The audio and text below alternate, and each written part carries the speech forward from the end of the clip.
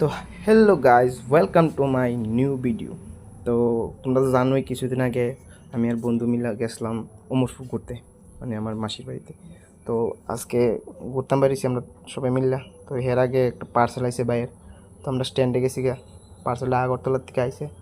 তো যাই পার্সেলটা লইছে, এই বাসের মধ্যে আছে। বাসের টুকাইয়া বাইর করছে পাইছে এটার মধ্যে পায়া।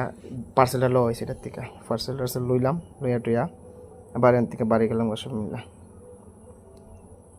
তোমরা তো জানোই এই যে ডিজে লওয়া হয়েছে, মানে কাল রাত্রিবেলা মানে একটা অনুষ্ঠান, এই অনুষ্ঠানের লেগে।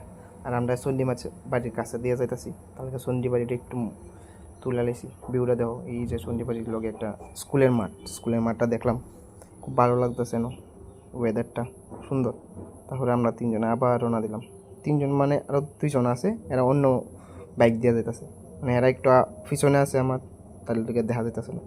ঠিক আছে, সামনে যাই দেখা হবে। তো কথা কইতে কইতে বললাম যে মন্দিরটার কথা হয়েছে মানে শান্তিকালী, ওই শান্তিকালী আশ্রমের মধ্যে আমরা গেলাম। তো এনে গিয়ে দেখলাম বাচ্চারা খেলতেছে, আশ্রমের ছেলেরা। সবাই মিলে উপরে উঠলাম। উপরে উঠতে উঠতে একটু ভিডিও টিডিও বানিয়ে নিলাম আমি।